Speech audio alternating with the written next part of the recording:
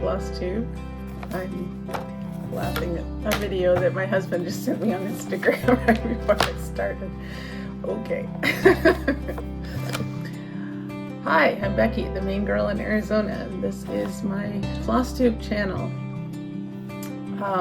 Here we are in March. I made it! Another month. Thanks to all the new subscribers. I know I was gone forever, and thanks to the people who stuck around and watched my video. All right, let's get to the cross stitch.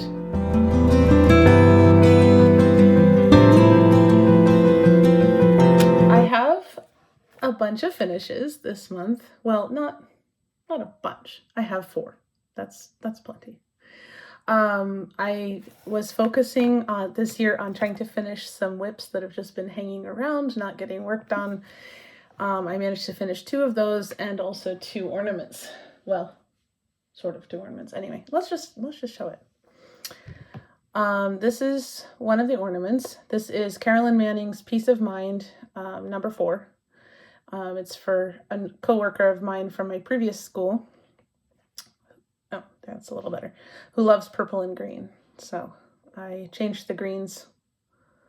It called for Bestitch Me floss, which I don't have and don't really know where to get a hold of except on their own website. So I swapped out the recommended DMC, but I didn't like some of the swaps, so the green was a little odd.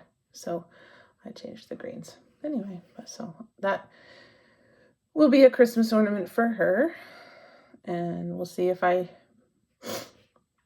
was thinking about trying to stuff it with lavender, but then that would make it kind of a wide, like a thick ornament. So maybe I should just make a little pillow instead. I don't know. It's round, though. I've never made a round pillow. Any ideas? I guess I should look at the camera. A bad habit of that. Oh, goodness. Okay. So finish number 2. My February Hare. Let's put something behind it. Okay, it is blue fabric. It looks blue to me, but not to the camera. When I finish this one, I am going to put a piece of blue fabric behind it. That does tend to let it be more blue. This is Wanderling Stitches Hare and Snowdrops, which I'm using for my February Hare. I did the January one last month. Not going to do the March one this month because I'm doing March Madness, which we'll talk about later. But I will continue until all 12 of them are finished this year. It's about time I do some selfish stitching. And here we go with 2 of the old whips. This one's from 2018. I don't know if you remember, or if anybody remembers Stitcher's Village. It was supposed to be an online community, and I never really properly got off the ground, but in the summer of 2018 they did a bingo, which I did most of. I had 20 of the bingo squares done, and so I finished the last 5. I am going to make this into a lavender pillow for a friend of mine who likes brightly colored things. It's cute. I like the different motifs. They're fun, like especially that one in the center. But it's a little too chaotic for me. It's too random. There's no pattern. And I would like it better if there were a pattern. So, anyway, but it's cute and it's colorful and my friend will like it. And I'm going to set that aside for a different reason. There we go. Okay. This is a Michael Powell kit. I think I might have gotten this from Deborah. Deborah, did I get this from you? AZ Needleworker? I'll tag you. You can tell me. I think I got it from her. I started this in either 2018 or 2019 as a thank you for my aunt letting my husband stay with her for a month while he did some teacher recertification classes. This was before things could be done online more frequently, so he had to actually go in person and stayed with her. Her husband is Greek, so I thought it was an appropriate thank you gift, and here we are in 2025. Just finishing it. But I'll finish it for her. I'll probably find a cute little frame for it, and maybe I can find some like something with some Greek tile motifs on the edge or something, or find a plain frame and paint it, which I'll let my husband do that. Otherwise, it'll be another 5 years before she gets it. Like, I'm not a painter. Anyway, but that's I'm happy to have it done. It was kind of interesting because I'll put a photo up of what it looked like, and you can kind of see. I have the pre-backstitch photo as well, and I can put that in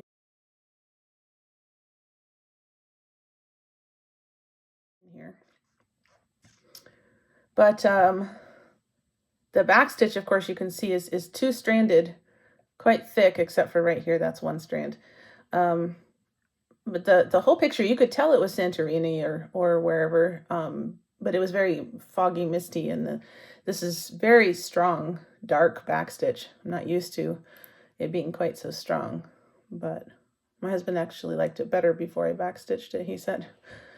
But anyway, interesting. Backstitch is always fun, if annoying sometimes. Okay, so that's my finishes that are finishes. And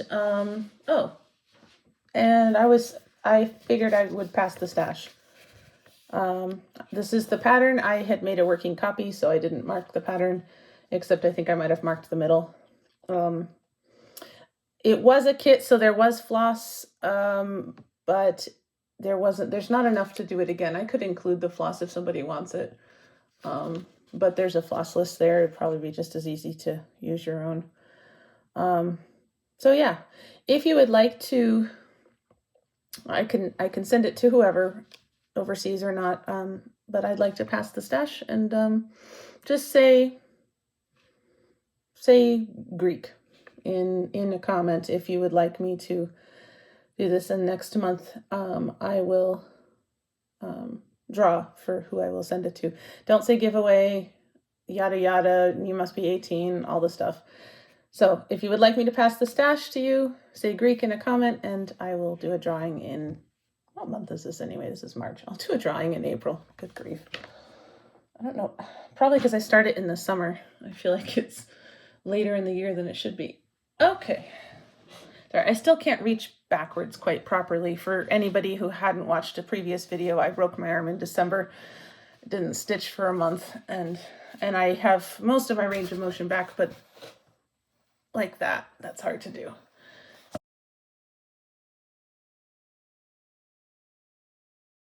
So this was another whip this month. So I guess we're on to whips now. The fox was finished last year. Goodness, who wants to billow? Okay, there we go. This is Country Cottage Needleworks Year in the Woods, which many people started a few years ago. So the fox I finished last year, and this year I started the swans.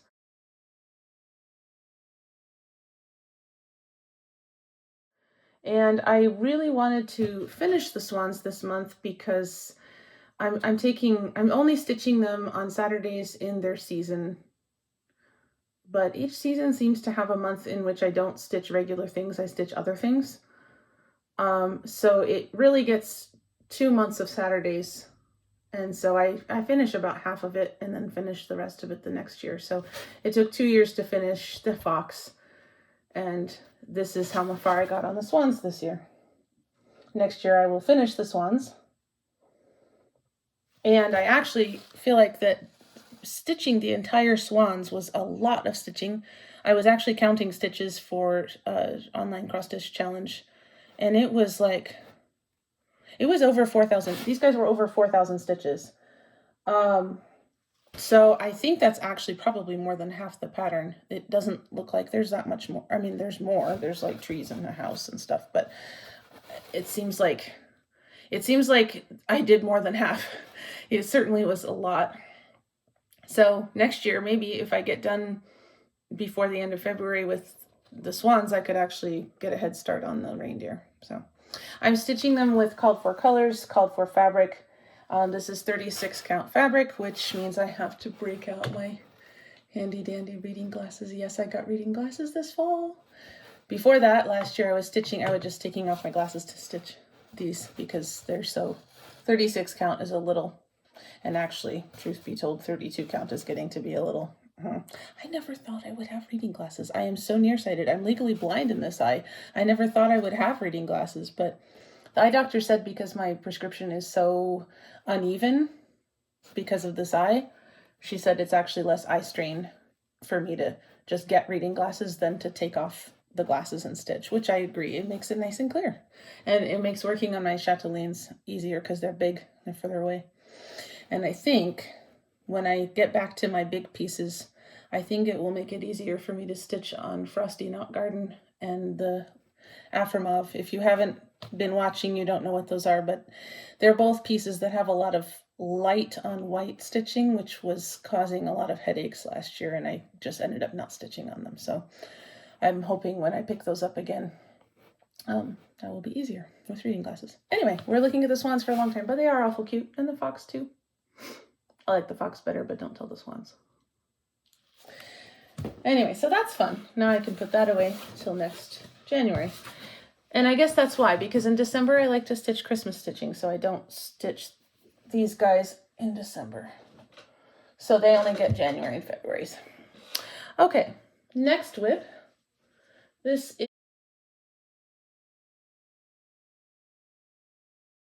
is Barbara Anna Designs Dreaming Miss Claus. And I'm stitching this on the 25th of each month, hoping to finish it in December or for December.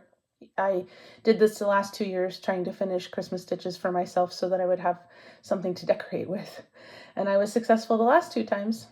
So she was supposed to get 2 days in December. I didn't stitch her for 2 days for obvious reasons. So I did give her 2 days in January. I did not get her 2 days in February, just the one, but I will give her 2 days in March, and then that will catch up for not getting December stitching. Because she should have started the year with 2 days worth of stitching. I'll also stitch her for 2 days in July for Christmas in July. So I think she'll be done. She seems to be a quick stitch. Once I get her hair in, actually, I think the rest of it will come very quickly. So, but her hair is quite the process. Anyway, I really like it. This is not the called for fabric, and I'm sorry I don't have the pattern right here to say what the fabric is. I think it might be dwarf. I think it probably is dwarf from Picture This Plus. But it's all the called for floss, which is DMC. So, all right. Next WIP is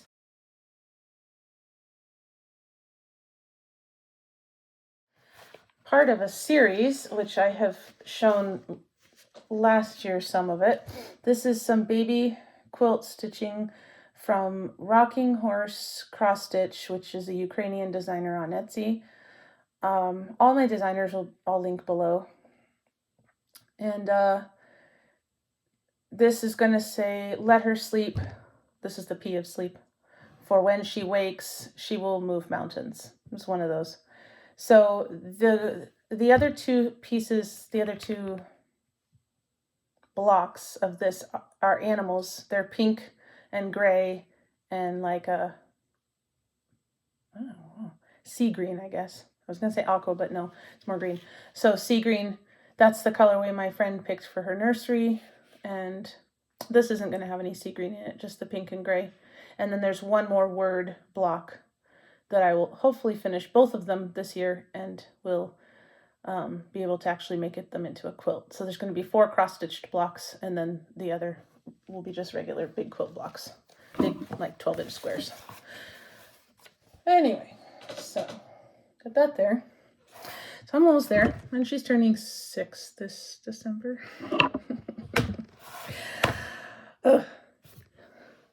Try. So I'm really pushing. She's also got siblings who I'm making quilts for, so I have one done for her brother, 1 animal, and then another animal in 2 words. Okay.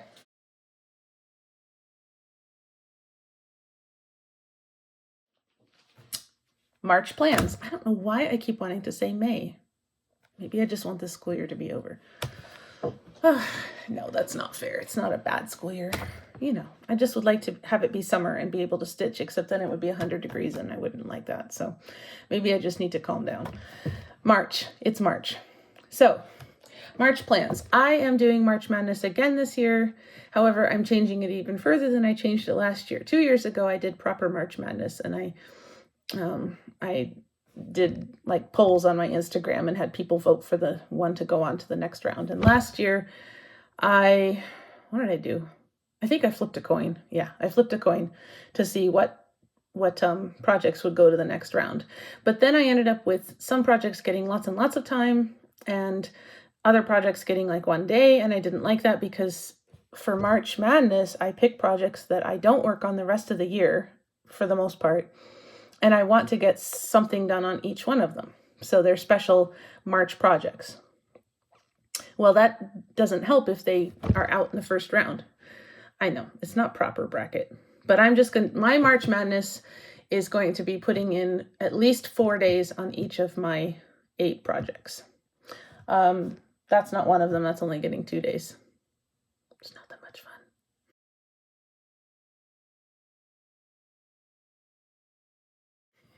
fun. One of my March Madness projects, and I'm going to have to back up here so that people can't zoom in and see. These are Chatelaine freebies. I used to be on the Chatelaine BBs, and every time she did a drawing and you didn't win, you got one of these little tiny, you can kind of see they're small. I'm tilting it on purpose. Sorry, Sue, I know you're not really seeing them. But they're all small little designs. Some of them have since been turned into paid designs, but I'm not sure that all of them have. So I'm just flipping through. This one's called Kathy's Roses, I think, or Martina's Roses and Kathy's Violets. I know those are on the website. And there's a cactus. Mushrooms, I think that's on there. And wine, I think that's on there too. Anyway, so I am going to be working on those March, April, not May because of Mania, and June, because I am going to the Chatelaine Retreat in Charlotte in July. And these will be my table gifts. They will be part of my table gifts. So I'm not going to tell anything more about that, but I'm going to be, I don't know that I'll stitch all 9 of them, probably just 8, but they're going to be small, cute little Chatelaine freebies. So that's going to get at least, actually that one I'm planning to get 5 days in on. I'm hoping to finish at least 2 of them in those 5 days. I mean, they're Chatelaines, but they're this big. So, I mean, how long can they really take? I've done other Chatelaine smalls before and that are bigger than this and they haven't taken that long. So if I can get 3 done, that would be amazing, but I don't think that'll happen. I'm hoping for just 2. But anyway, those will be one of my March Madness. It isn't really a bracket if nobody's winning. One of my March Madness projects is to do at least 2 of these. I'm going to put them back where I've been having them. I need to kit the first 2 so that I can actually work on them. All right. So now let's get into more of the March projects. This one is actually a new start as well.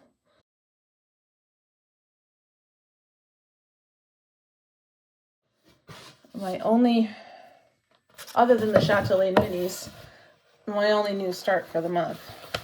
So this is the Cottage Garden Samplings Spring Animals. I finished Raccoon last year. And I started the Ferret. I'll put a picture of him up here. So I started him yesterday because yesterday was the first Saturday of March. I measured 1.5 inches over from the edge of this to the edge of this, started the green. This is a flower, so I did the whole stem, and then I'm going into the Ferret. My goal is to get the whole Ferret done in March and April, so he is also going to get 5 days in March instead of 4. So, are there 5 Saturdays? Well, there's 5 Saturdays in March anyway, so that just works out. Not much to look at, but the raccoon is cute. It's a little odd because the raccoon and the ferret actually share some colors. The yellow of the ferret's flowers goes with the yellow in the windows, and the dark pink in these flowers is in the house roof of the ferret. But the jackrabbit that belongs over here doesn't share any colors with the other two. But the jackrabbit's my favorite, and we won't tell the others. Well, the ferret can't hear you anyway. It doesn't have any ears. I tend to anthropomorphize things a little too much, so we need to be careful. They're only effigies. They're not real. That's our excuse in our house. So those two are going to get 5 days because I have an amount I want to get done. Everything else, though, is going to get 4 days. This is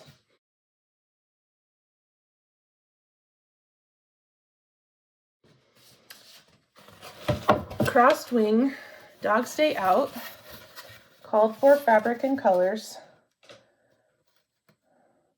And it's a bunch of trees. I'll try to put a photo up of what it will look like. It's a bunch of trees and a bunch of dogs in a dog park. And I am actually stitching it for my father-in-law who loves animals, especially dogs. He's rescued quite a lot of dogs, including, I think his latest is a pit bull from a pit bull rescue.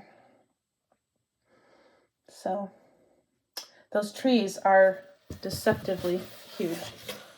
That's what I worked on last year for March Madness, and it took me the whole time to get it done. Oof. The gaps in the trunk are for leaves. So the tree isn't even done, just the trunk.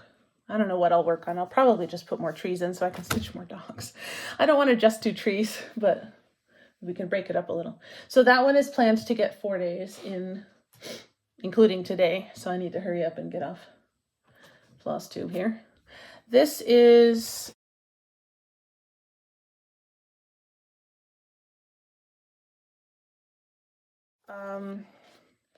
Victoria Sampler Frankincense from the Gifts of the Magi collection. I finished Myrrh last summer, and I have partly finished Gold. I don't know if I'm half finished or mostly finished. Probably close, probably over half.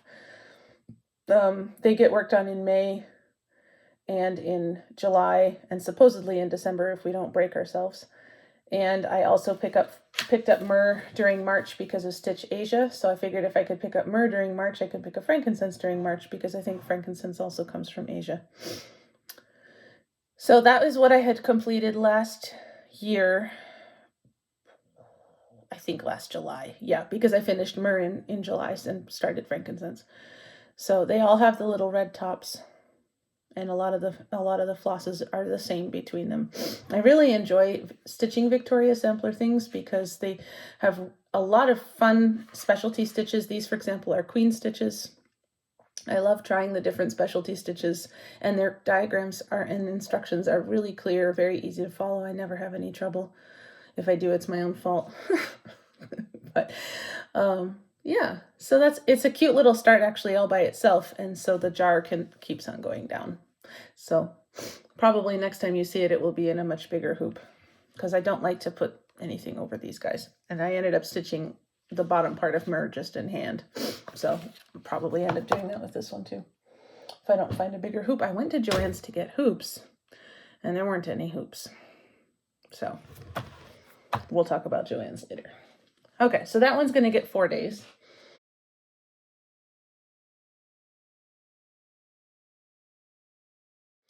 This is Ajisai Designs Hummingbird, Blackwork Hummingbird. The Hummingbird herself is not Blackwork. I started her in October 2021, maybe?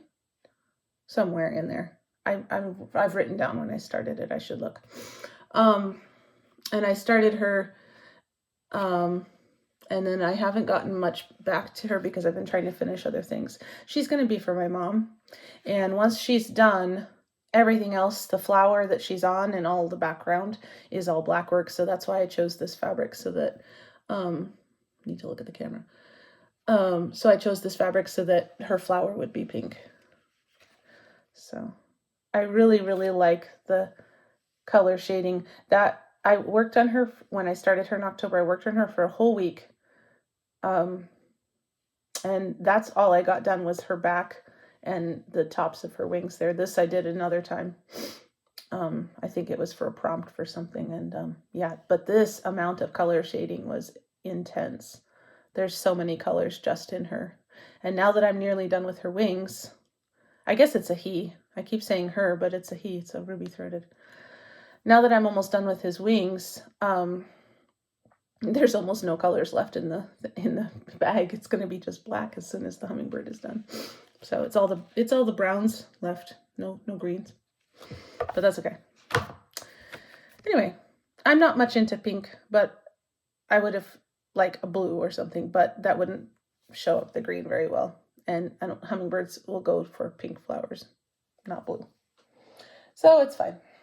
Anyway, so he will get 4 days.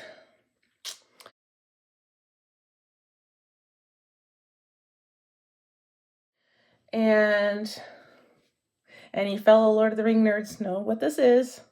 This is not Bilbo's Hobbit hole, although it's supposed to be. This is by Miya Stitch, another Ukrainian designer. This is Shire, one of a set. So it's a scene with the Hobbit hole. So it is supposed to be Bilbo's hole. The door's not green, so it can't be. Maybe it's Sam's.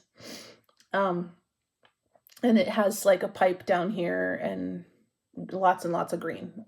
After this, the rest of it's green, which so I can understand why the door's not green, because everything else is green.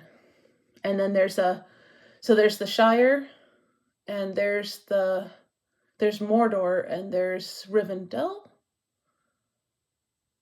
I think it's Rivendell. I should look. I should know. But anyway.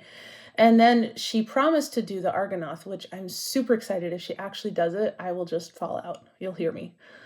Because I love that. And no one ever does it except like Country Magic Stitch has done those. But I don't want to do a big full coverage thing like that. But I'm tempted. I am tempted. Anyway, so if she does the Argonath, I will be really happy. But then it will be a 4 instead of a 3.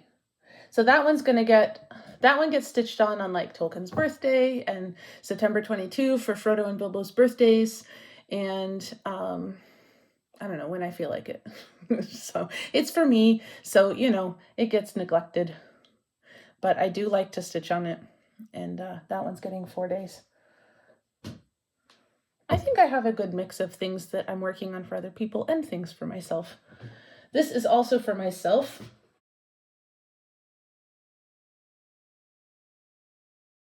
I'll get my trusty. This is foam core. That's what I used to finish ornaments with. It's getting a little battered though. This is by Mirabilia. Well, Nora Corbett. I don't know what the difference is between her labels. This is Moonglow. I started this, I think, during Mania a couple years ago. There we go. It's the called for fabric and floss, which does not look entirely the same as what's on the cover photo, but a lot of it's overdyed, so I can see. There's a companion piece that I don't have, which I'd like to get, but I would like to get it used. I've been hearing more and more negative things about the designer, and I don't want to purchase any more of her patterns new. So I'm on the lookout for the few that I would like used. Her stuff isn't a lot to my taste either. This is one of like 5 that I actually would like. You'll see another one later.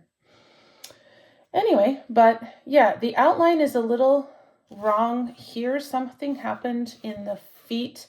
So like her butt is bigger than it is, which is like, that's fine. So's mine. It's bigger than it should be. But I had to like fudge here into the butt and feet. So I'm not sure what happened. I really don't know. But I couldn't figure it out, so I couldn't fix it. But anyway, so her body is done, and I just need to do all the flowers around her. And that'll be for me. And I have been stitching her on this hoop, and I'm showing it to you because it's special. This was the hoop that I have had, goodness, for years, since I was a kid. So, I really started stitching in 6th grade. My mom taught me how to stitch when I was in 1st or 2nd grade, but she didn't know about blunt needles, and so I was always poking myself, so I didn't really do it. And it was stamped cross stitch. It wasn't much fun. And in 6th grade, I was taking the Iowa test, and I was getting done early, and I was bored, and you couldn't I guess you couldn't read, or they weren't letting us read. And so I brought my stitching and picked that up and finished the projects that I had been poking myself on, because I was in 6th grade and knew better than to poke myself by that time. And this was the hoop I had at the time. So I used this hoop for years and years and years, and I had it with me. I took it with me when we moved to Bangkok after we got married, and took it up to Chiang Mai. This is the hoop that I started the Owl in Flight on that I finished last year. I started that in 2005 on the train to Chiang Mai, and we were touring the handicraft buildings, and they would paint something for you. Well, I didn't have anything with me that could be painted except my hoop. So they gave me the weirdest look too. But they painted it, and then, you give them a little money. And so this hoop has been to Bangkok, to Chiang Mai. I've had it since I was a kid, and it has flowers on the edge, because it was the only thing I had with me that they could paint. Later, we went back with my motorcycle helmet, because we stayed there for 2 years, and so we ended up with a small motorcycle, and so they painted on the helmet, but I had to leave that there. I'm sad. It had a dragon and a phoenix on it. It was super cool.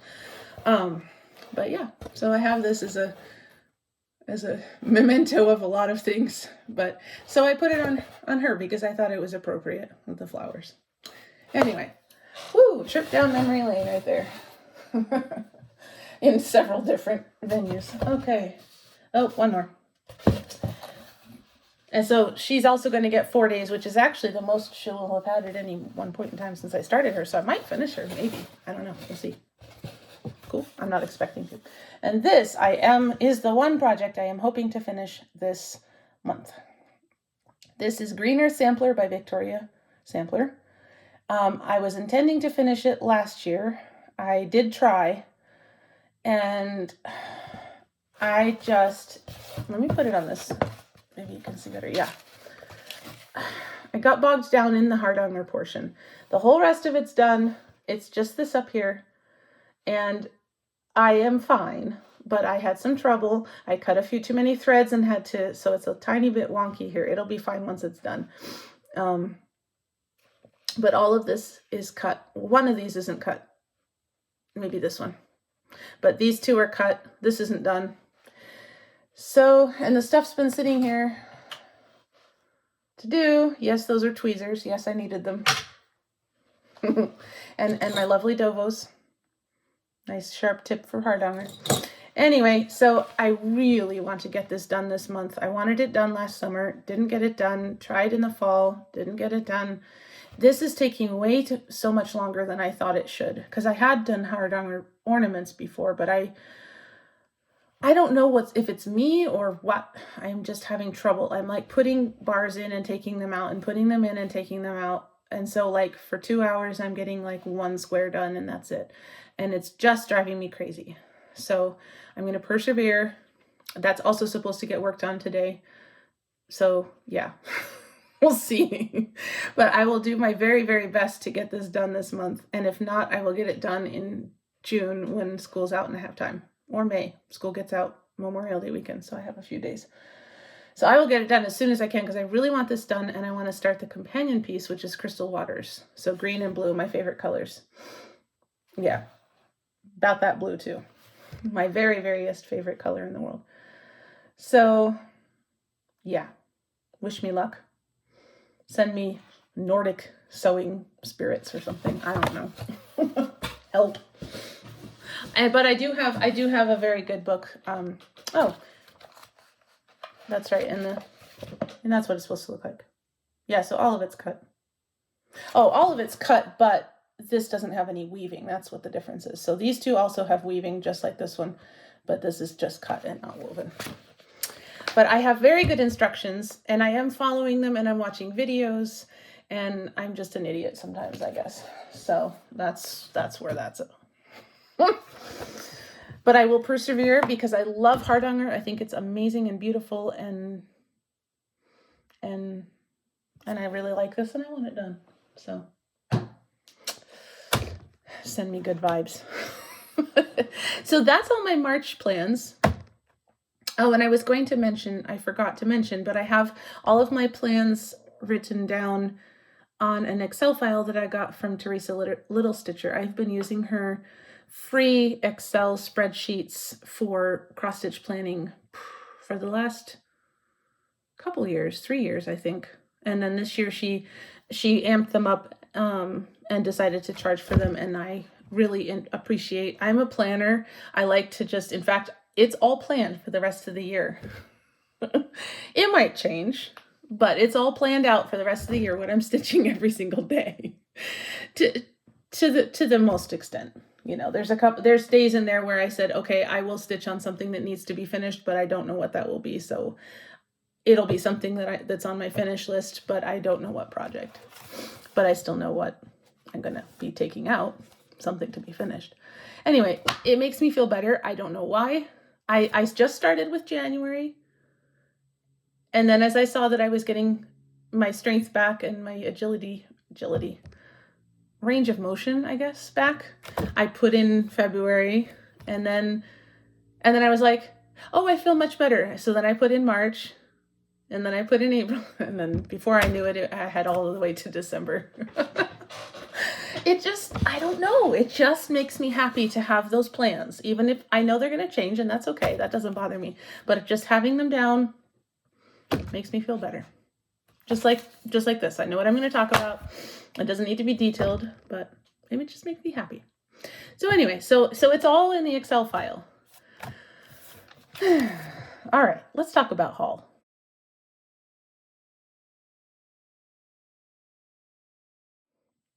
I've been bad. I've been very bad. I have been extremely bad, but I had a reason. I did. No, I really did.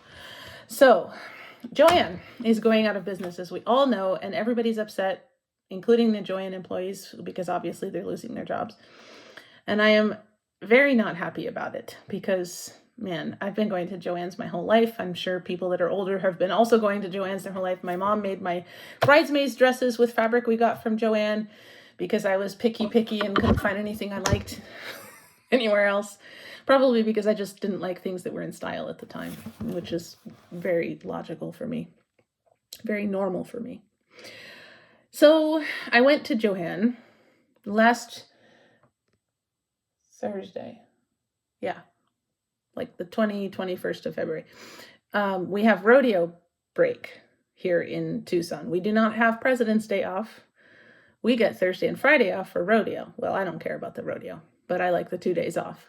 I ended up playing for a funeral, so I didn't really have the days off. I was practicing and then playing the funeral, but I got money for it, so that's cool. But I was in town, and that was the problem. I was like, oh, I have time. I'll go to Joann and see if I can get those hoops. I wanted some bigger hoops for some of my projects for March, and I said, well, let's go see what they have. Well, they didn't have any hoops. So that was Wednesday. So then I was like, but I should get fabric because my principal at my old school had asked me, she has a bunch of old school t-shirts she wants to have turned into a quilt. She asked me, and I broke my arm, so I didn't get to do it in December, which I would have already bought that fabric. Okay, so see, this is very logical. It sounds horrible, and it is horrible, but it's logical, and this is why I did it. So my principal had asked me to do that. So I would have already bought the fabric for the quilt and had the quilt half constructed if I hadn't broken my arm in December, because I would have been working on it on Christmas break. And I can show you the fabric. I don't have the t-shirts. I need to get them from her. What am I rolling on? Oh, just a Ziploc bag. We're okay. All right, sorry. So my old school colors were black and red, and so the t-shirts are all various black and reds. So this will be the backing. I know, isn't it nice? And because she had enough t-shirts that it will be probably about a twin size quilt, I had to get 10 yards of fabric. So I had to go to 2 different Joann's to get that much red of this particular color. And then the binding and the sashing, isn't that great? It's little gold flecks in the black. Because of course you have to have a little bling, and my principal likes her bling. She's a friend, not just a principal. Anyway, so that'll be the sashing between the t-shirts and also the binding of the quilt. And I had gotten 2 yards of that, and then I was like, what if that's not enough? And then they're going to be gone and I can't get any more. So I went back and got another 2 yards.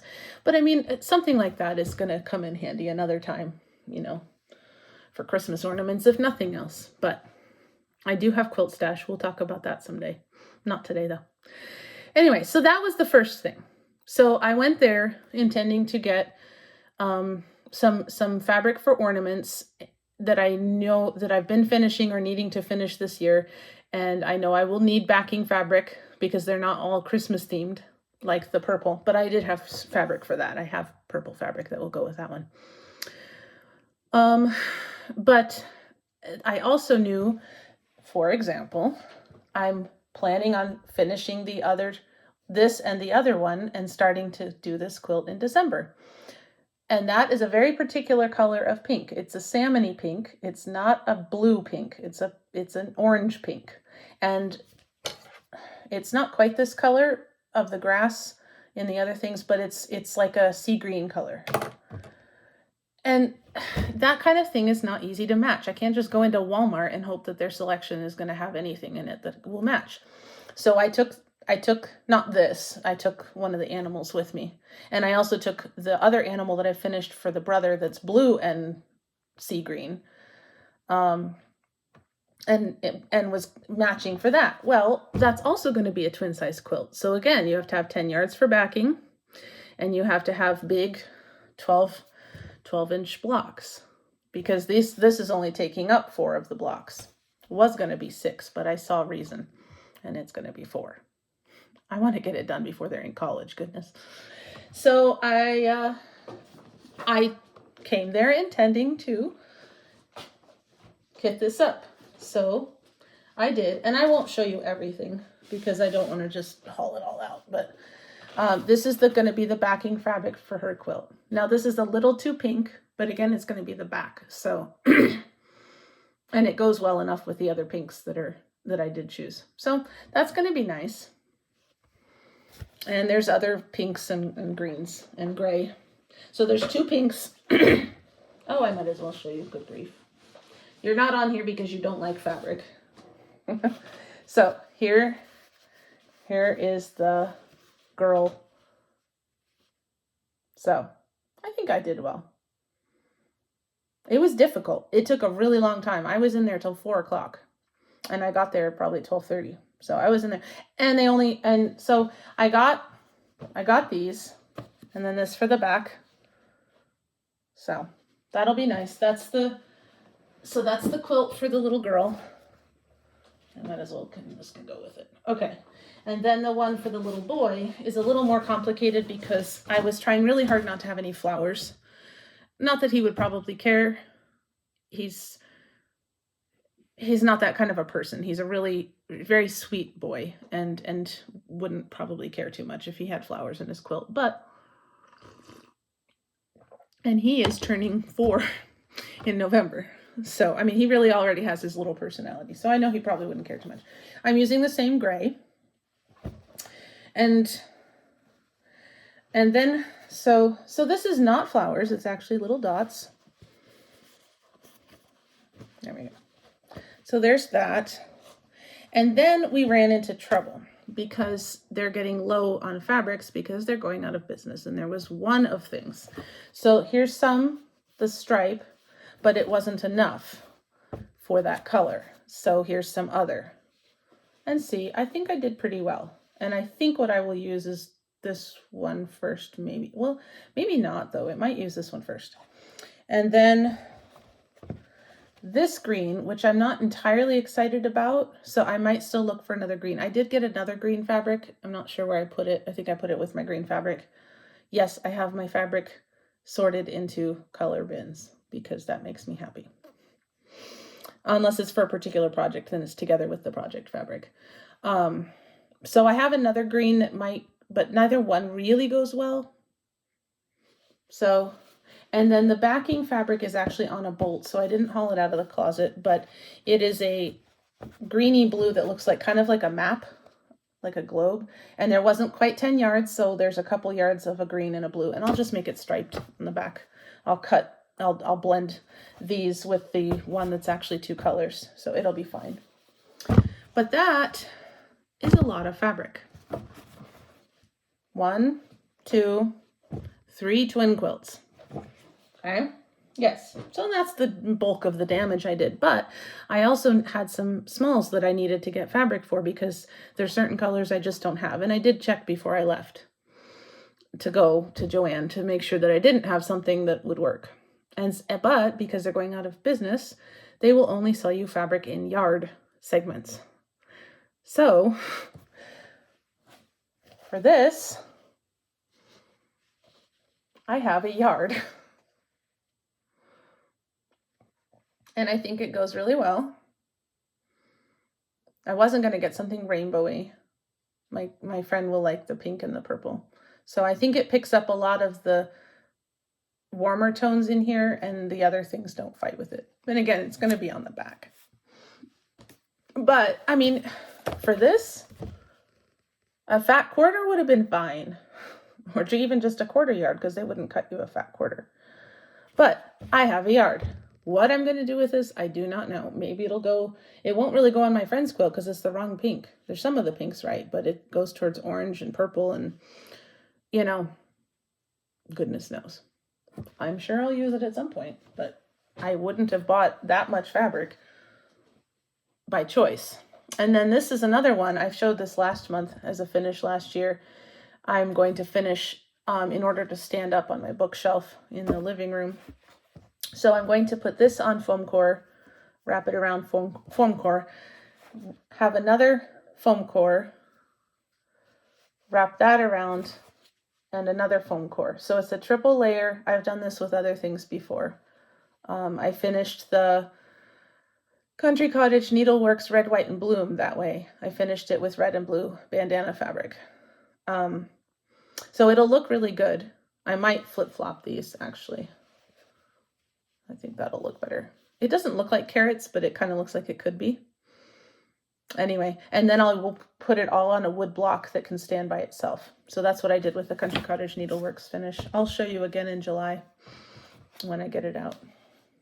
But again, I like orange. I will probably use this. In fact, I bought some other orange fabric that looks like burning feathers. Is super cool. So I got a yard of that because I needed to, because it was feathers and they were burning and it looks like a firebird. But these I would not have bought a yard of. Probably a half yard because I do like orange, but not a yard. As you can see, I got in trouble. And then this I finished, oh goodness, I think I finished this when we were on lockdown. For our art teacher, who has since gone on to teach at another school. And I'm at another school. So I made this for her. Now here I lucked out. I found fat quarters. Isn't that perfect? That is so awesome. And of course it's batik, so awesome, you know. Anyway, so that'll go on that back. I'll back that on foam core and have it stand up. And then I have not started this yet, but I brought the floss with me to match. One of my cousins got married last summer, and I have a freebie from Blue Flower. It's called Let Joy Be Unconfined. It was a freebie. So I can't show it because there's no cover photo, just the pattern. And I'm trying to lay the floss out on it. So I took the floss. It's going to fall off. But you can kind of see, yeah. So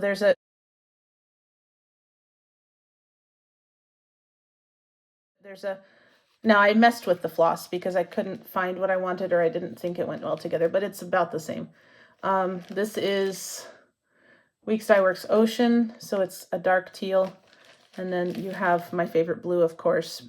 But that was the blue that they called for, so. And then you have these other colors. So, but again, would I have bought a yard? Probably not. You're sensing a theme here. I bought some other things. I did buy a yard of a blue fabric and a green fabric that are favorite fabrics of mine.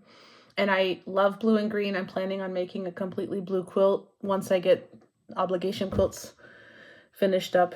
I'm planning on making myself a completely indigo blue quilt. So probably that blue fabric will end up in that quilt. So I did buy some fabric just frivolously, not planned for anything, just because I liked the fabric and I knew it was going away. But most of the fabric I bought, I would not have bought now.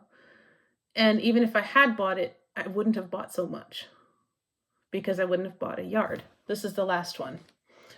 I told you it was bad. So I showed this last month as haul. This is, oh, now I can't remember the name of the designer, but 7 Swans to Rule Them All.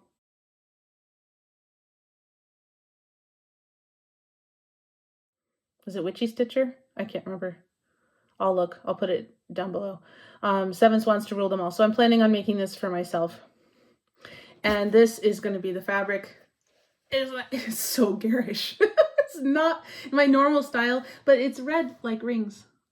They did have one with gold rings, but they were kind of big and it's a small ornament. And I thought you're not gonna really see it. It's so garish. But it's so silly. It's such a silly design. Anyway. So, but again, red isn't really my thing. I wouldn't have bought nearly that much red fabric normally. Blue, green, orange, yes. Not pink, not red. Shoot me. Okay, so that was a good deal of my Joanne run there. And to be fair, I would have bought the quilt fabric I would have bought at some point anyway. I would have already bought the one for my principal if I hadn't broken my arm, and I would have bought it now anyway because I'm planning on working on it during spring break. And the fabric for my friend's little girl I would have bought by December. The other I probably wouldn't have bought for another couple years. But I got everything for $5.99 a yard. So it's like I'm going to pay double that in a quilt store. And I will use it. You know, most of it is earmarked for something specific and will be used. But the sticker shock was a bit much. And I wouldn't have done it now. And I wouldn't have done it all now. So, yeah, I've done my part to support Joanne. So then I feel bad showing any other haul because there was cross stitch haul too. So take a break, calm down, cool off. Okay. So I have been over the last 2 or 3 years slowly kitting up the Rosewood Manor seasonal Quakers and the, why can't I think of the designer name? That's the 3rd time today. I'm losing my mind. Oh, Drawn Thread Designs seasonal gardens. So every time I order something at 123 Stitch and it's just floss, I always get a pattern to go with it because there's $3.50 for shipping or $3.25 or whatever it is, and that's more than floss. So I usually get a pattern so that it doesn't, so I'm not paying shipping for something that's 65 cents. And I do like to also save up things in my cart and then just order them all at once so that, again, I'm not paying for just one thing. So I have been slowly getting first the patterns and then getting the fabric.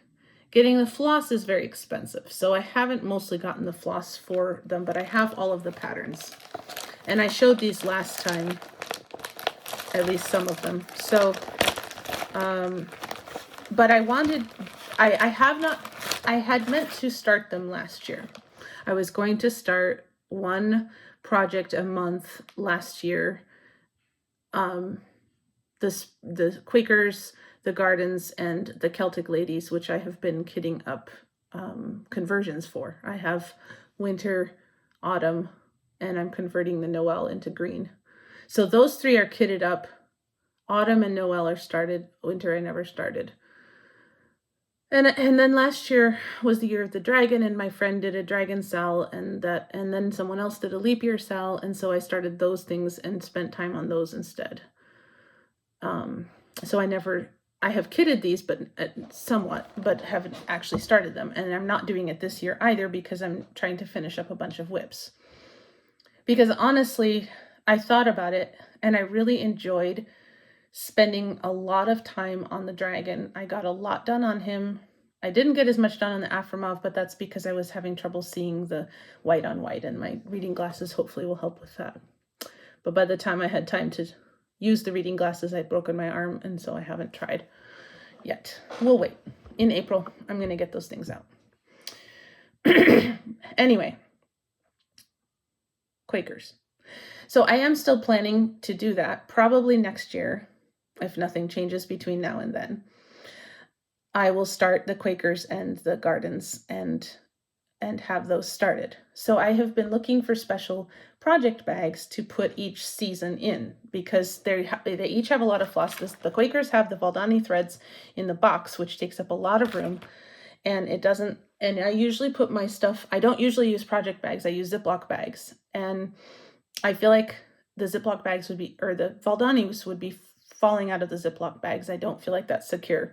So I've been slowly, I've been watching Evertote, because I watched Caroline's thing, and then when she went and started Evertote as like a separate building business, anyway, so I've been watching her for a while, and I've been looking at the bags, but I wait until I see one that I really like for that season. So the first bag I bought of hers was the Loon one that she did a couple years ago. And that one I was going to have as my summer bag. But then I decided not to. I just decided to keep it with special projects to me, because that's a really special bag, and it was for Indigenous people. And so part of the proceeds went to Indigenous people in Canada. And I was like, that needs to just be a special bag, not a seasonal bag. So I got an autumn bag, and I have the autumn drawn thread design and the autumn Quakers in that, the winter bag, and I had started to put the winter Celtic girl in there too, but it was too much thread, really. And then I got another bag that had swallows on it, just a blue bag. I should show them, but it's fine. I'll show them later. And I wasn't sure whether I wanted that to be the spring or summer bag. And then I got last year, she had one with owls on it. It's like, well, that could be a summer bag, but that could also be the autumn bag.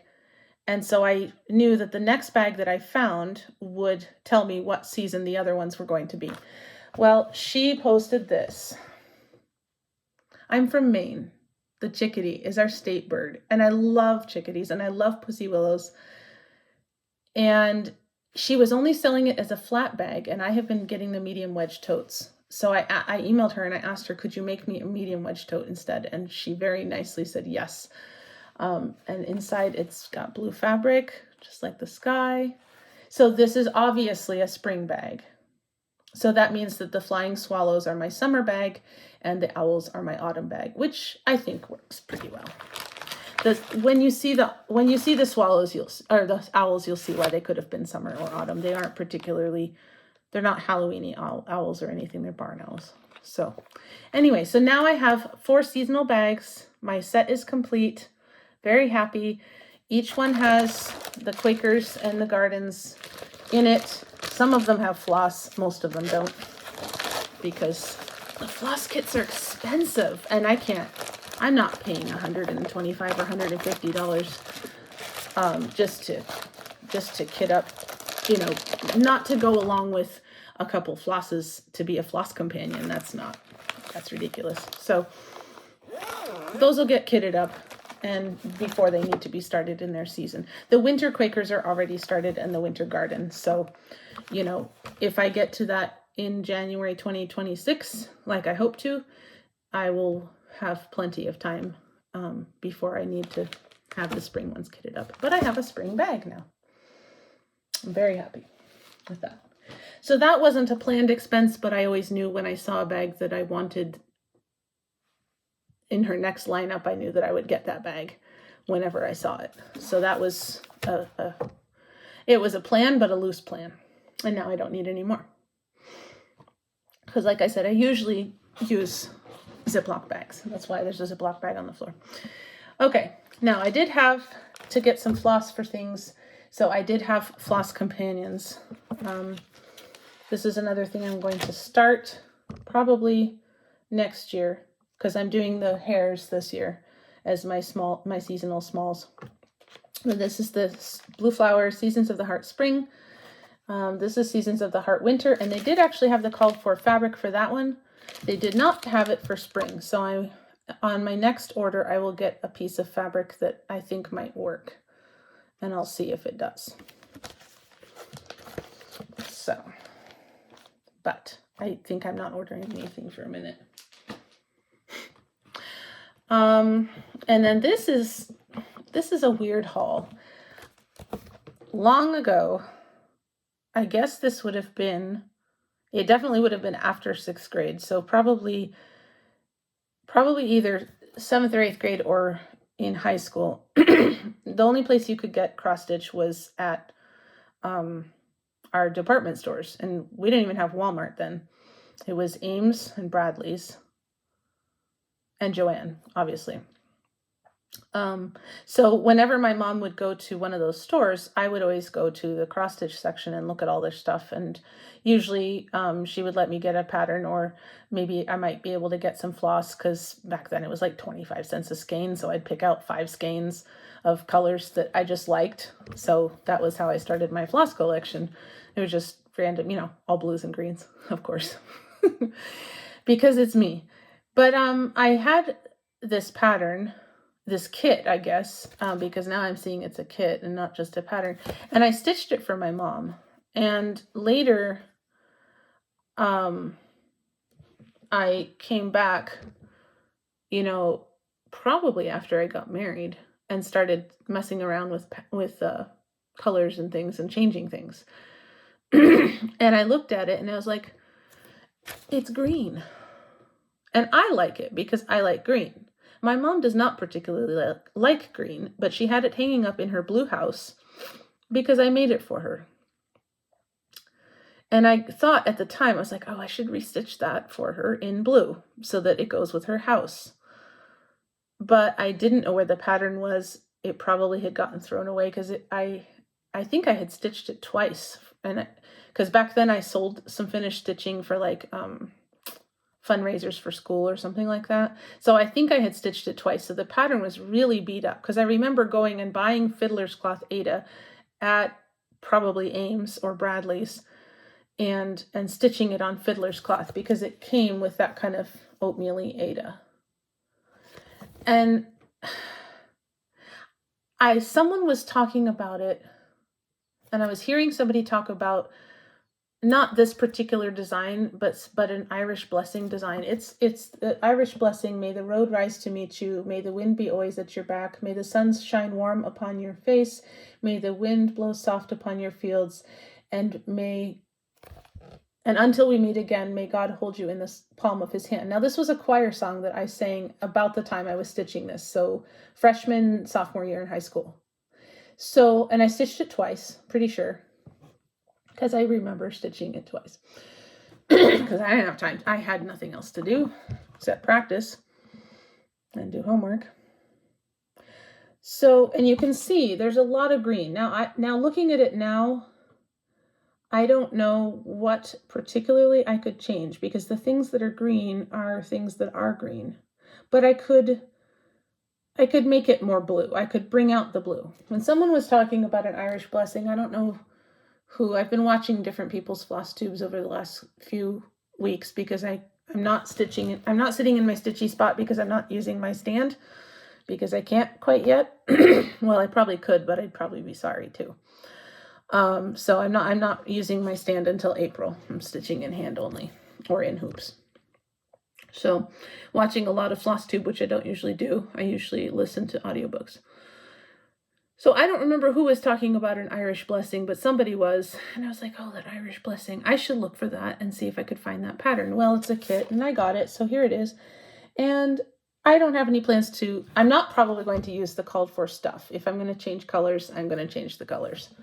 But I any ideas of how I could make this more blue? Because this trellisy thing is also green. This is green. Of course, all the leaves are green. The grass and everything is green. And I could put something completely different here and not a house. Right now she's got it hung in the 3-season cottage that my grandparents built on the property and that she rents out. So it probably isn't, it's not pressing.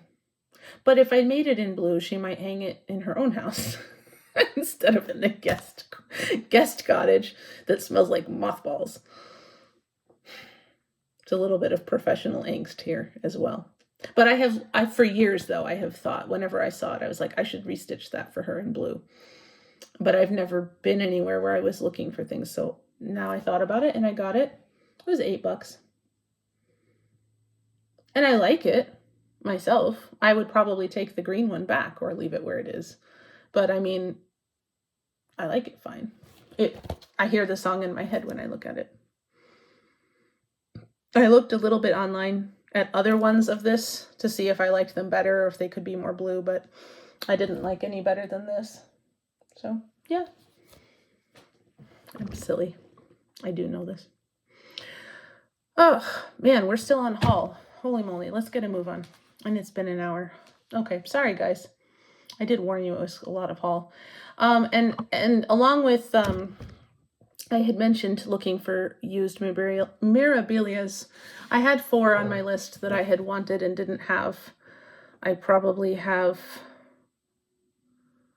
aside from Moonglow, I think I might have 2 or 3 of myself, maybe 4.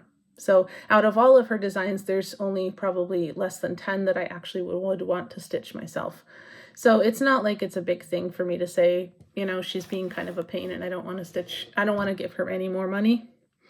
But it is a little bit of a pain looking for used designs. And so again, like the bags, it's like, well, I'm looking online when I think about it. When I find one that's used, I'll buy it. So I found this one, Stargazer. Now, when this came out the first time, I wasn't really about it because I do not like the background fabric at all. And this was back when I didn't think about changing the things that were charted. I was a brand new baby stitcher. The first thing I did was Celtic Noel by Nora Corbett's mom, Marilyn Levitt Emblem. And I didn't change anything about it. And then the next thing I stitched was the owl, which was a kit. So then I got into changing things. But it was a long time before I finished either one of those bigger pieces. And so I have had more of this style over time, but I've let them go because it's not really my style.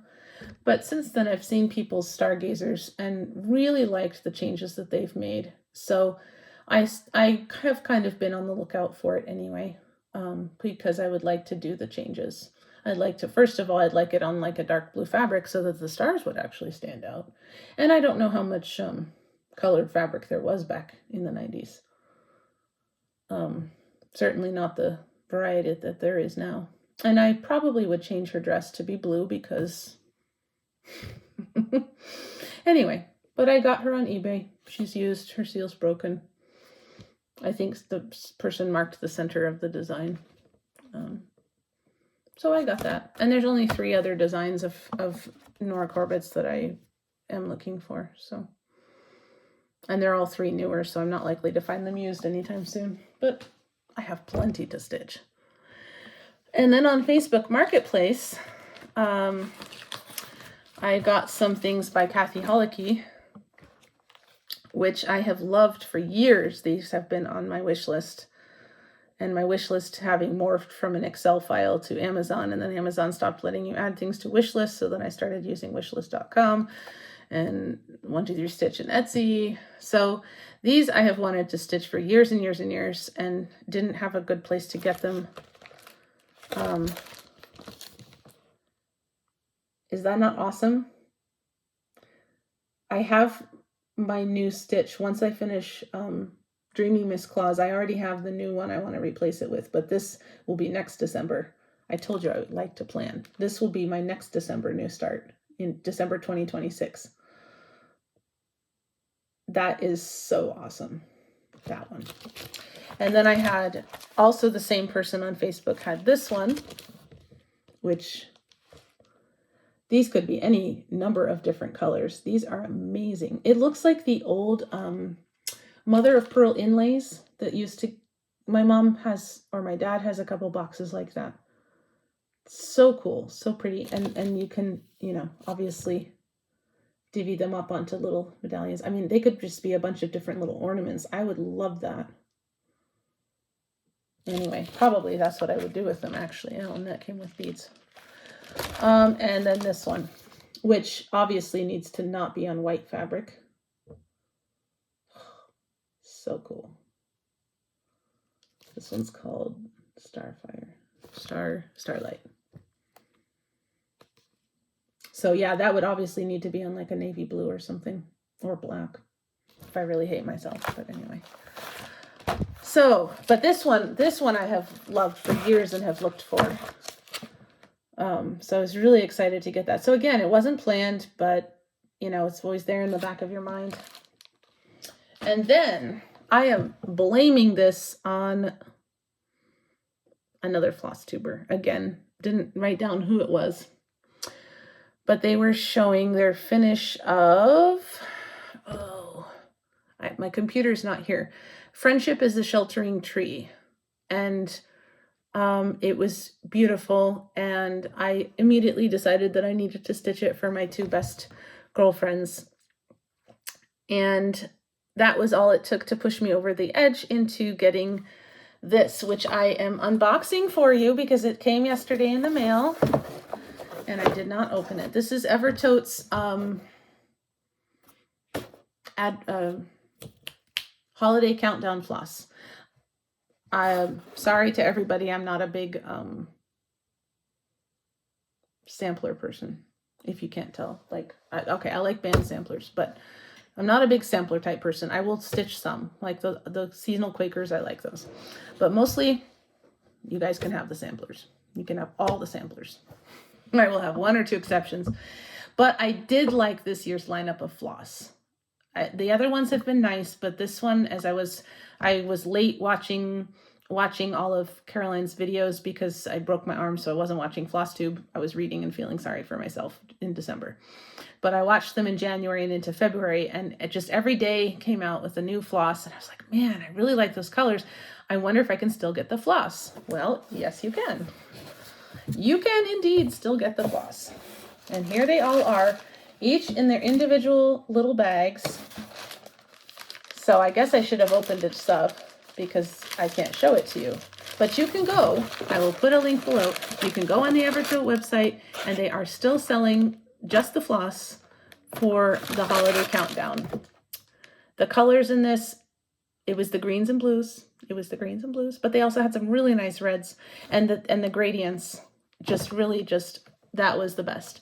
So tell you what, next month I will open all these up and have them on a ring so I can spread them out for you and you can see them the way that they are. But you can also see them by going on Evertote's website. I'm obviously not affiliated, just buying their stuff when I probably shouldn't be buying anything at all, but I will use one of, or two, at least two of these for the Friendship is a Sheltering Tree.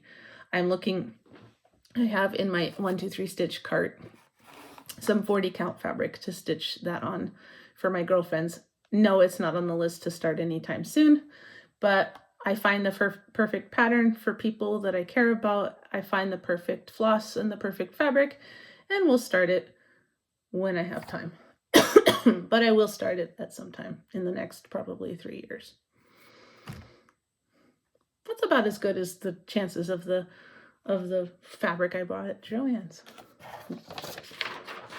Anyway, so that is my haul. I think we all need to drink at this point. My tea is sitting here on my warmer.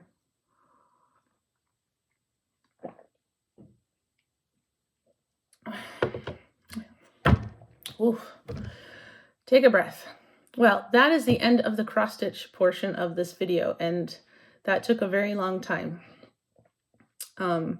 So if you do not care about going into the Hobbit hole, which is what I call my little segment of recommendations and things, life things, then I will say goodbye to you now. Thanks for watching. If you made it into over an hour's worth of fabric and floss and fun stuff, I hope you had fun.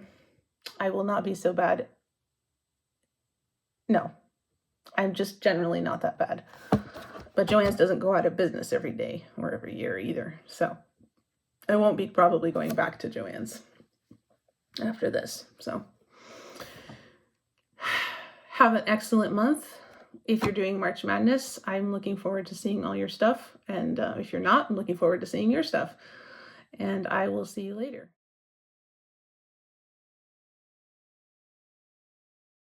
If you're staying to peek into the Hobbit hole, let's go.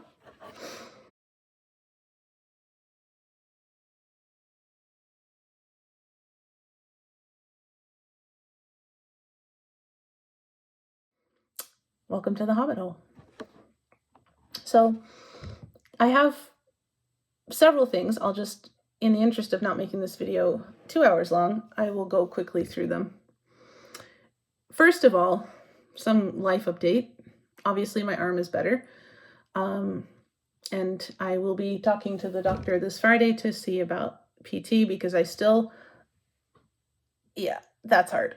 So the range of motion still isn't back, but for most things, pretty much everything that I do on a regular basis is perfectly fine.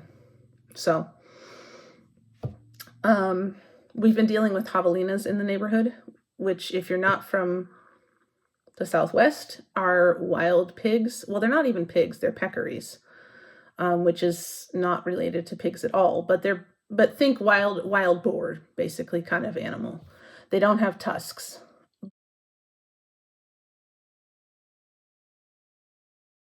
But the ones in the desert, they come in the neighborhood and they forage around and they will sometimes knock people's trash cans over. If you're walking with a small dog, they might attack the dog. If there's a pack of them, they might attack a person. If they're feeling like their baby's in danger, they will for sure attack. But generally, they're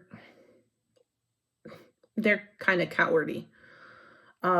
I've come into a group as big as 4 or maybe 5 in the evening when I've walked in the neighborhood, and I stomp really loud, shake my keys, and they run away, and I chase them up the street and into the desert because I'm not walking around with them walking behind me in a group like that either. You know, not that I think they're going to stalk me or anything, but it just doesn't seem smart. And they're solid creatures. Well, our neighbors have been feeding them. And they haven't been feeding them javelina food. They've been feeding them bread and like cheese balls and just junk. But they're opportunistic. And even the neighborhood coyote has been coming and eating at my neighbor's house. I teach piano lessons out of my home. So I have kids at the end of the day towards dusk, coming out of my house. So for the last couple months, I've been walking my piano students out just in case somebody's there that shouldn't be, because, you know, heaven forbid they decide to be threatened by somebody and charge them just, you know, because they're coming to eat the neighbor's snacks. And we've asked the neighbors more than once to stop feeding them. They're really not supposed to. In fact, I think it's actually illegal to feed them. It's illegal to shoot them, I know, because they're some kind of protected. Anyway, well, no. You can shoot them in the desert. You can't shoot them in the neighborhood, which that's less about the javelinas and more about the neighborhood. But anyway, so the neighbors have been feeding them, and there's one in particular, big one, who had lost his fear of people. And so when I came out and saw him and shook my keys and stamped and yelled and came towards him, he didn't want to go. And I was like, oh no, we're not doing that. We're not having not predator animals, but potentially dangerous animals in the neighborhood that aren't scared of people. So I threw rocks at him. The neighbor caught me on the camera because the reason they're feeding them is because they're posting it to social media. They're teenagers. And so she came out and yelled at me for throwing rocks at him. And I said, if they're around my yard when my piano students come out and they attack my piano students, you're going to be in trouble. Well, she didn't think much of that. She went inside. So every time I see them, now, after I threw rocks at them, then he was like, oh, she's dangerous. Okay. So he would go away. Well, my husband got a slingshot and he's been lobbing the rocks at them with that. I don't think we've hit them at all because it's rocks. They're gravel. You know, it's not like it's going anywhere. And some people are going to be, oh, poor animals. Well, poor animals, yes. And I wish the neighbors wouldn't feed them because I am not somebody who goes and harasses animals. But I also don't want potentially dangerous animals. And we have neighbors with small children who ride their tricycles down the street. And I also don't want anything happening to them or the neighbor's small dogs. which is the same neighbor feeding them. But anyway, so now what's happened is the javelinas have decided that my husband and I are predators. So when we come out of our house, they're like, oh, and they'll run away. Anybody else, they don't care. So we haven't succeeded in restoring their respect for humans that they had lost. They still don't care about people in general, and they will just stand there and let you be there, which is not okay. Not okay. And not for the coyote either, for obvious reasons. Not that the coyote's probably going to attack anybody either, but you never know. And what's the difference between them being okay with the human being there and then suddenly deciding that they're threatened and deciding to attack either the javelinas or the coyote, deciding to attack people once they're, oh, you're too close now. What's the limit, and how is anybody supposed to know that? So no, they need to run when they see you. That's safe for them, and it's safe for you. Because if they do attack somebody, then somebody has to kill them. And that's not good for them. So yeah, now I'm the javelina predator. Because I was wondering, it's like, why are they still coming back? If they run when they see us, if they're afraid of us because they know we'll chase them and throw things at them, even if we don't hit them, because I can't hit the broadside of a barn. And my husband's not any kind of a shot either with a slingshot. Why are they still coming back? I mean, yes, okay, the neighbor's feeding them still. But why are they still coming back? Well, my husband said, well, they've decided that we're predators, and they have to be in the world with predators. They just watch, and when the predator comes, they leave. Otherwise, they're just wherever they are. And I was like, oh, that makes sense. So they're in the neighborhood, and they're okay. When me, the predator, or my husband, the predator, comes out, then they're like, oh, predator's here, let's go. So I still walk my piano students out every day at the end of their lesson, just in case there's a javelina there, because my piano student is not the predator, I am. One of these days, I don't know, we should probably call the Arizona Game and Fish and have them go yell at the neighbor, or maybe relocate the javelinas. I have no idea. I don't know what you do with an animal that isn't afraid anymore, that is potentially dangerous, except what we are doing, trying to make it cautious and wary. Anyway, so that's the drama here. Let's talk about nice things. Let's talk about what's been sitting here looking at me this whole time. Food.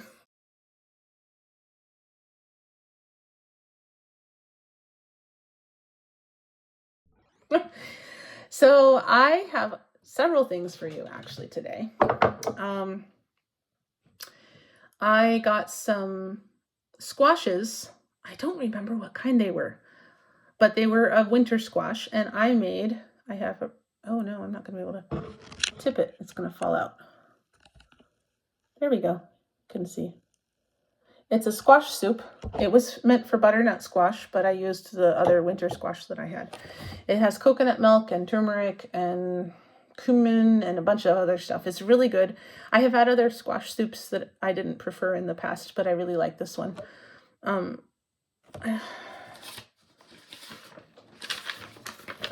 Butternut, tamarind, and coconut stew. I blended it. This didn't call for blending, but I did blend it. So that was good. I get a lot of recipes off of New York Times. I subscribe to their cooking, just the cooking part. Another thing that I made this last week, which I don't have to show you because I took it to school and left it for my students and the teachers, is Nora. And now this is a traditional recipe in Lebanon during Ramadan, but also I think my other Muslim students recognized it too. They don't call it Nora, but they recognized it. It's a semolina cake. Cream of wheat is semolina. So I got semolina flour, and you make the cake with the semolina flour and melted butter. It's not good for you, but they're eating it after a day of fasting or before a day of fasting. So I don't think they care how many calories are in it. And then after it comes out of the oven, it smells amazing. And then you pour simple syrup over it. Now they said to make the simple syrup with rose water. I didn't, because I was bringing it to school for my Muslim students to have before Ramadan, and then my other students to try. I like to sometimes bring in stuff from other cultures so that they can experience different things. And so I made it with vanilla extract instead of rose water extract. But it also mentions making it with lavender, so I might try that.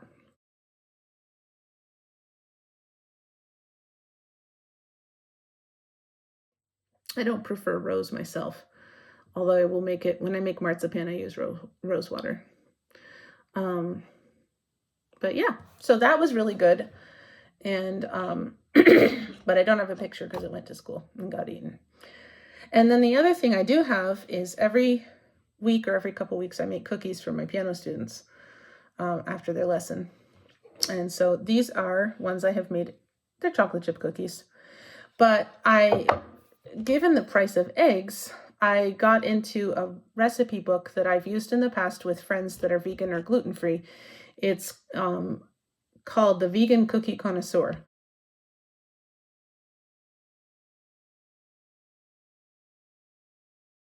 And she basically went through all of the basic cookie recipes that everybody likes and made sure that they could be made with gluten-free flour or vegan.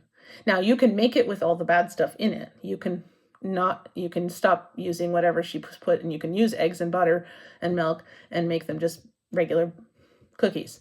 But they will work gluten-free, they will work vegan, they will work gluten-free and vegan, and they are all very good. Every one I have tried has been excellent. In fact, one of them is one of my Christmas cookies that I make every year. I don't make them vegan or gluten-free though. I can make them vegan, but they spread out and act crazy. But these are eggless. They're made with oil and applesauce. And since I like very soft chocolate chip cookies, I made these last week for my students, considering the amount of the price of eggs. So they're very good. Everybody that has had them has loved them. They don't taste like they should be vegan or anything like that. I went vegan in college. I have friends who are gluten-free and friends who are vegan, and I don't think that you should sacrifice things tasting good because you're trying to adjust your diet. So I'm pleased when things turn out really nicely, even though you've made them differently from the norm. So anyway, I will link to that cookbook down below, and the other two recipes I will link to the New York Times, and that's the Hobbit kitchen.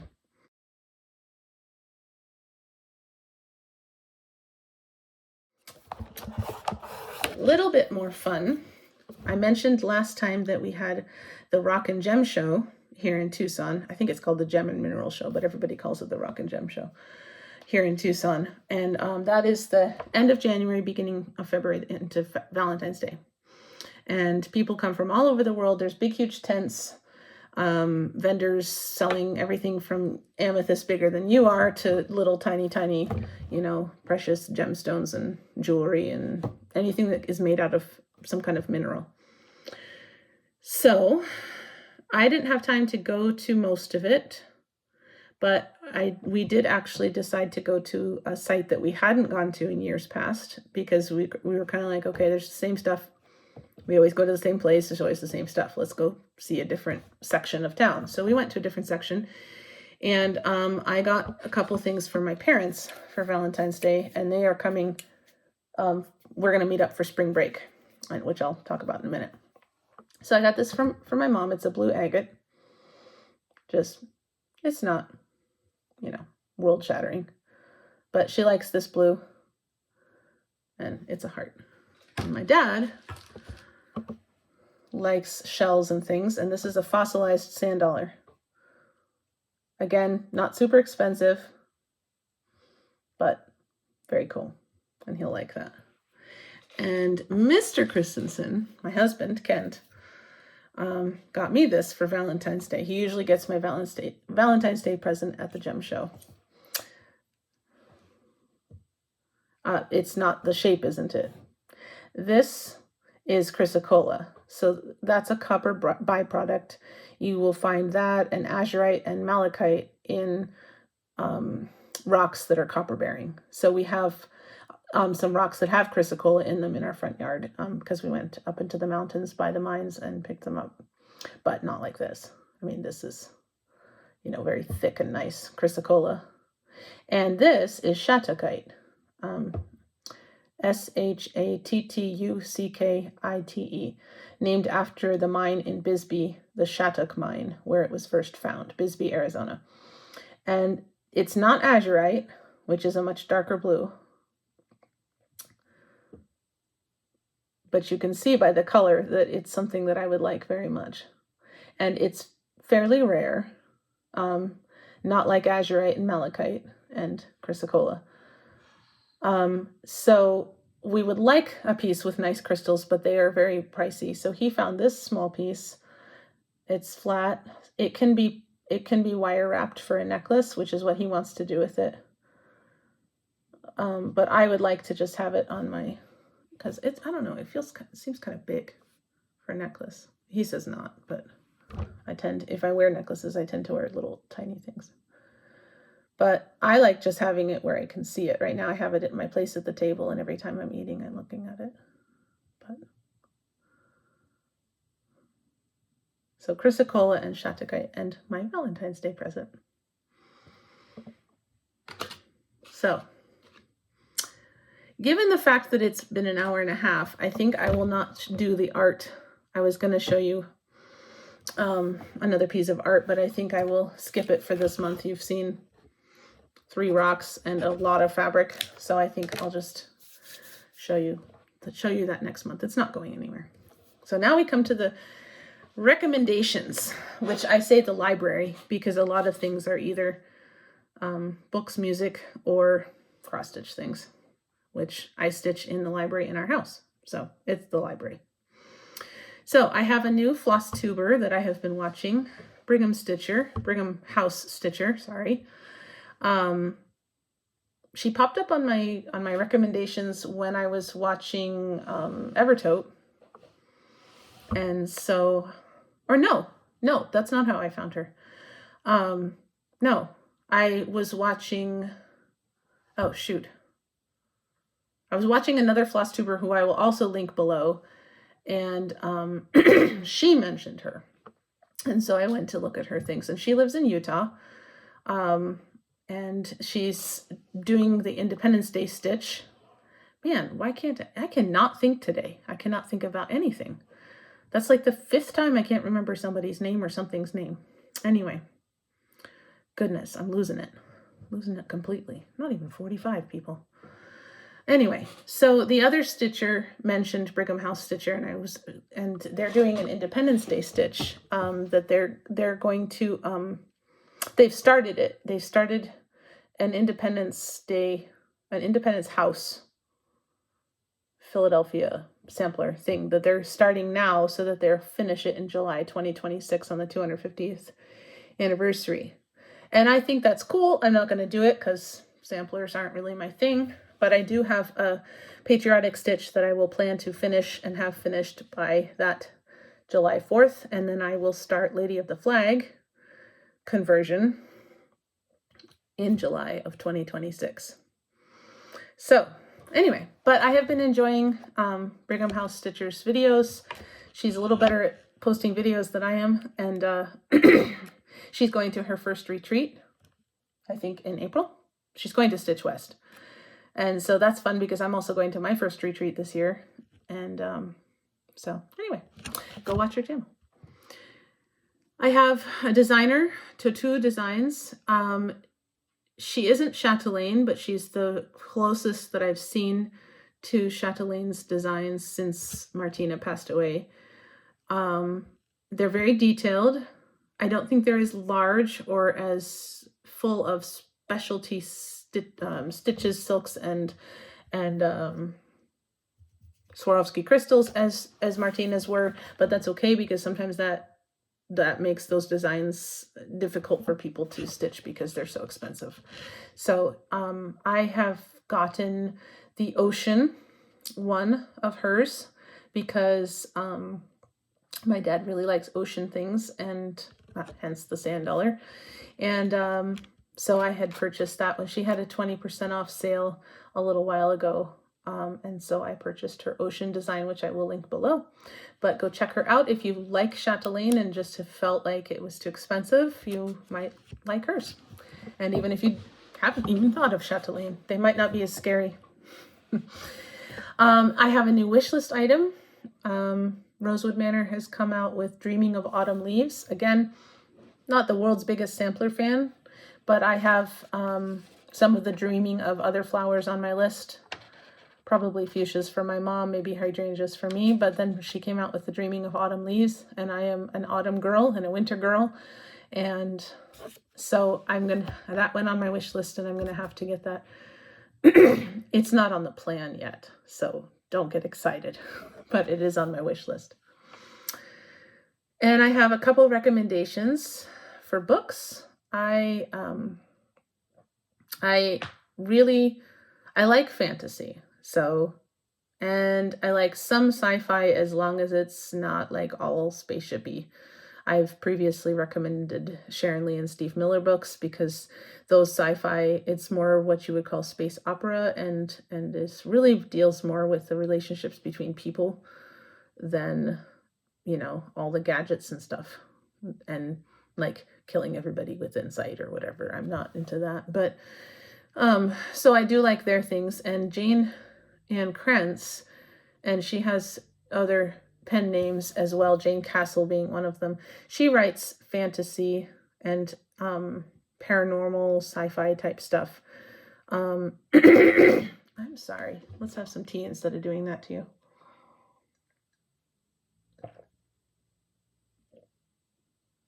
I don't usually talk for this long. Good grief, guys, I'm sorry. Jane Ann Krentz is the pen name where she writes modern fiction. Some of her stuff was first written in the 80s and 90s and is very clearly dated in the way that the women and the men interact. It's kind of like the man takes charge and she loves it because he takes charge. It's like, okay, that's enough. But she doesn't write that way anymore.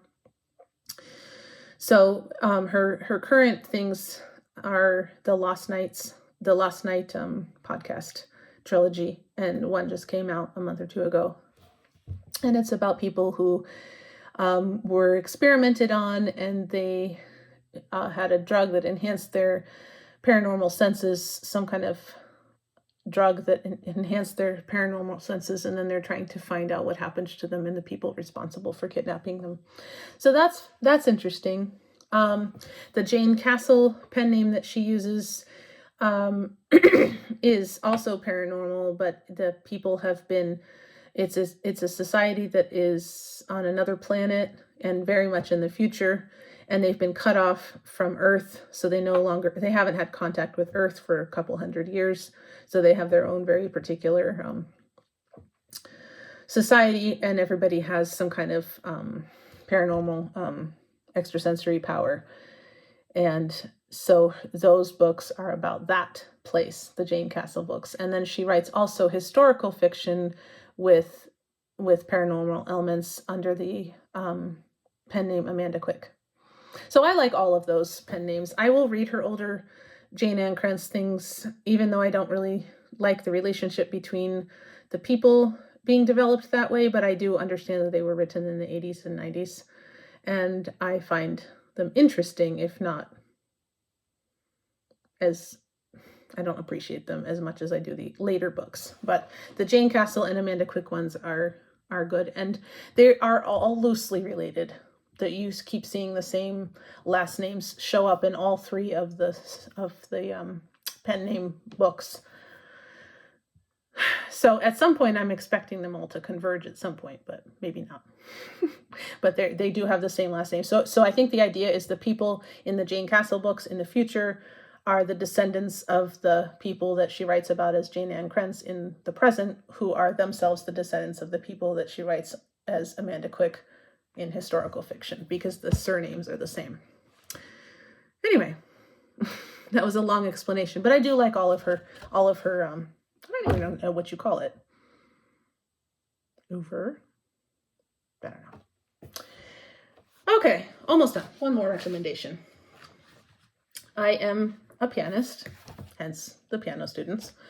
And I have been getting back into, since I broke my arm, I have been getting back into playing more.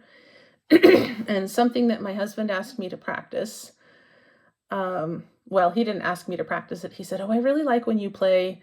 And so that's kind of asking me to, isn't it? Debussy Preludes. This was something that I played in my senior recital in high school.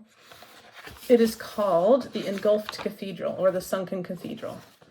And you can see by the music, it's all over the piano. And it's based on a story, which is itself based on a historical event. So Jamaica was a pirate area, which we all know, and one of the islands sank in a flood, in a high tide, in an earthquake, I think. And it was said, and it was wicked also. So it was said it was a judgment for its wickedness, and the cathedral on the island, it was said, would rise up out of the water on a stormy night, of course.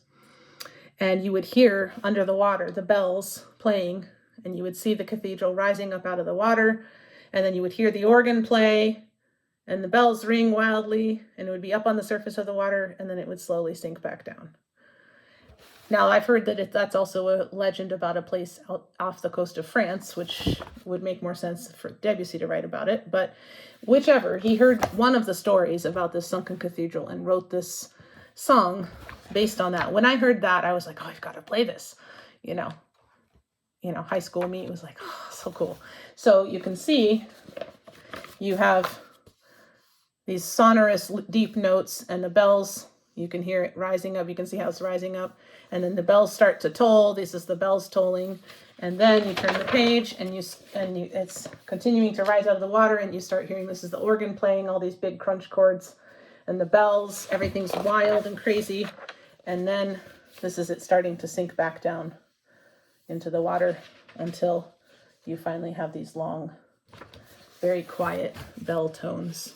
So it's a lot of fun to play. I'm out of practice because a lot of those chords are like 6 and 7 note chords. And so you're going like this with your thumb and your finger squishing 2 notes at once. And then the others are playing notes too. So, it takes some coordination. So I was working on that. I'll link a recording below so you can listen to it. But of course, it's more fun to hear it live. But it's fun to play. So I'm getting that practiced back up again. March plans very quickly, because I'm seeing the time is now we're almost to 2 hours. I said I wouldn't do this to you guys again. I did have a lot of fabric from Joanne though. Spring break, of course. My husband was invited by one of his former students from last year to go to her quinceañera. This is the invitation. And I'll just show you this side of it. And this is the information very quickly. So that's the invitation. I got a dress. I'll show pictures next month. Very fancy dress. I'm going to have my hair done. And, this is like quinceañeras, if you don't know, are as much, if not more money than a wedding. And a very big, huge deal. So we're honored to have been invited. And so we're excited to go to that. That'll be a week from now, next Sunday. And then Monday morning, the 10th, we're going to leave to drive up to Utah and meet my parents. They're driving down from, I think they're in Oregon right now with my aunt. And we'll do some of the Utah national parks during spring break week, and then we'll come back. And they will follow us a couple of days later.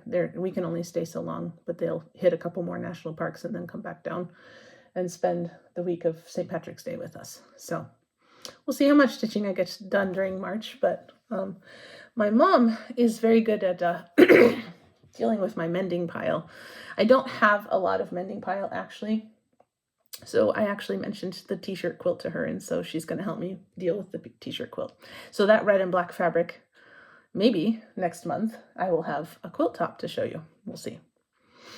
So thanks for visiting the Hobbit Hole. Thanks for looking at my haul, my incredible, crazy, little bit stupid haul. Well, we won't be doing that again. And really, I saved money, because if I went to buy that at a quilt shop, I would pay at least $10 a yard for fabric, and I paid $5.99. So really, I saved money. I just don't usually buy that much fabric at once. Never. thanks for visiting. Thanks for sticking it out this long. I hope you had fun, and I hope maybe you even laughed at me a little bit. And we'll see what all of it gets made into.